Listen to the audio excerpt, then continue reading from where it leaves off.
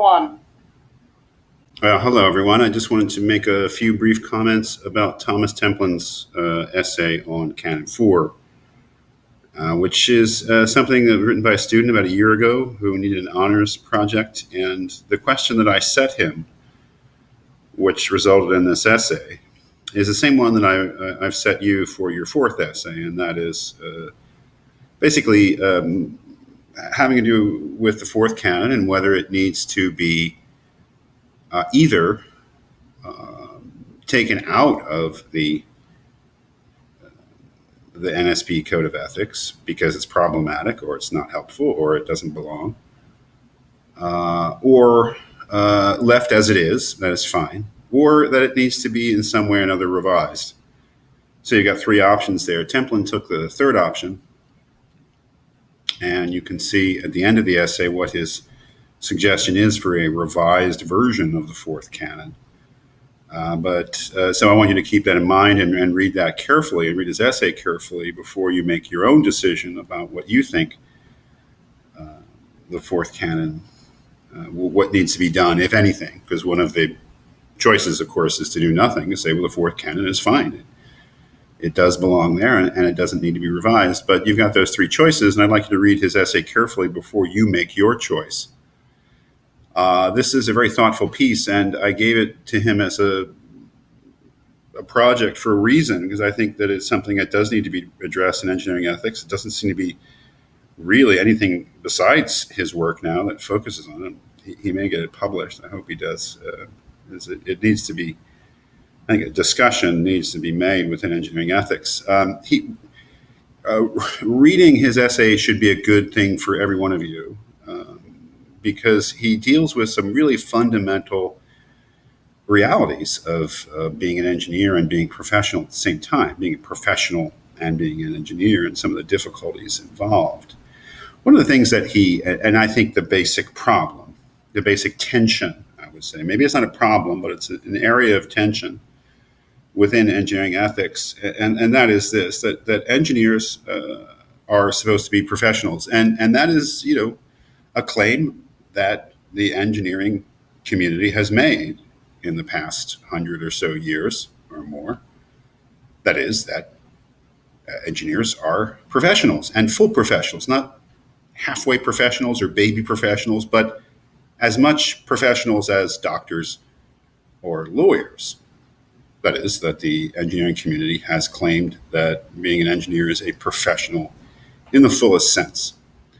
But at the same time, engineers have, by and large, many of them at least, been employees of corporations or firms. That is, they have not historically been, by and large, independent professionals on the model of the old-fashioned doctor or lawyer who hangs up a shingle and goes into practice for him or herself. They are both professionals and employees.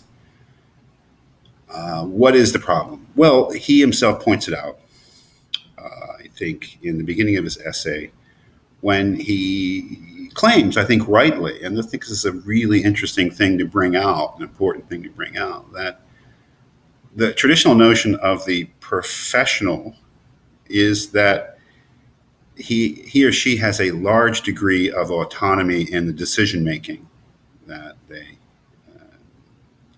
they enjoy in the course of their job. That is, that it's essential to the notion of professional to have that degree of, as he says, decision-making power, autonomy and decision-making power. The tension is with the limited degree of decision-making power that a typical employee makes. And as, again, the essay points out, and Templin's very good on this, in going into the notion of the law of agency and what it means to be an employee. The very definition of being an employee is being an agent who has limited autonomy in their decision-making power. So the reality for every engineer who's both an engineer and an employee is that there is a loss of autonomy in their decision-making power and their discretion. So that is the predicament of the engineer.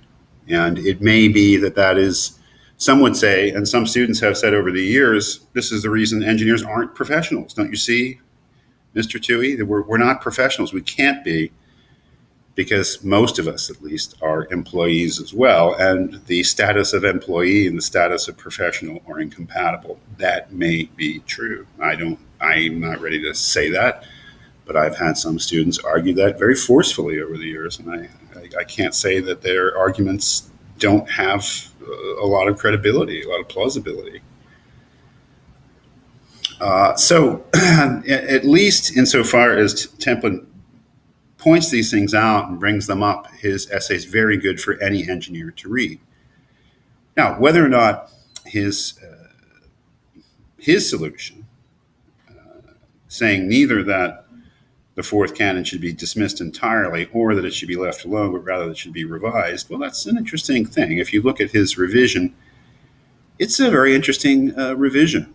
Here's how he thinks the fourth canon should go. He says engineers shall act as faithful trustees of their clients. That is, he sees that as unproblematic. The problematic aspect is how they shall act as employees.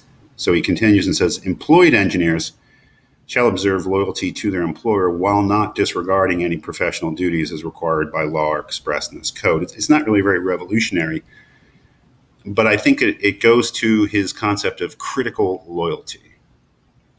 That is, it is probably true that being an employee of a company brings along with it a certain obligation to be loyal to the company.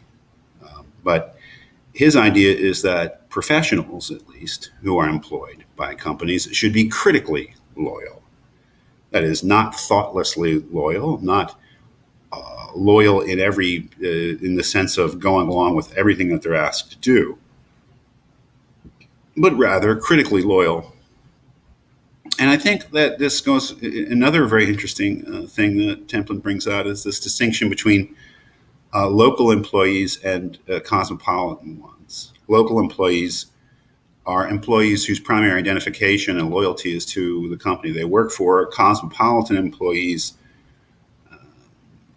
are employees of a company whose primary, not sole, but primary loyalty is to the field in which they work, and if they're professionals, to the profession. That is, while somebody who is not a professional, say works for General Electric or something, a big company, Sony, Apple, Google, the people who rule the world, right?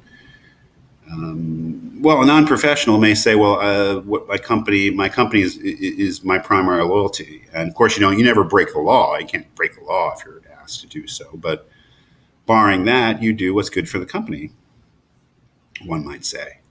Whereas a professional employee, although they recognize that they want to do what's right for the company, their primary obligation is to do what's right for the profession or for the field in which they work. That is, say an engineer for General Electric may say, well, of course I want General Electric to do well, and I feel that I owe them the best work that I can give them. But in terms of what I do, what I choose to do and don't do, that is before any considerations of loyalty to General Electric.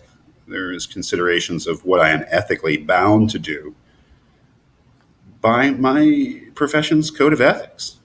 That is, that has to be first. I think that goes along with the notion of critical loyalty. I don't think there's anything revolutionary or radical about Templin's suggestions for how the fourth canon should be revised. I think it's a difference in emphasis. And I think it's a recognition of the tension between professional obligation and employee obligation. And it is a definite taking of a position that the obligations to one's ethical duties as a member of profession trump whatever employee loyalty one may have as well. Not that there's no employee loyalty, but that it's secondary to one's loyalty to the ideals and limits and ethical obligations of the profession.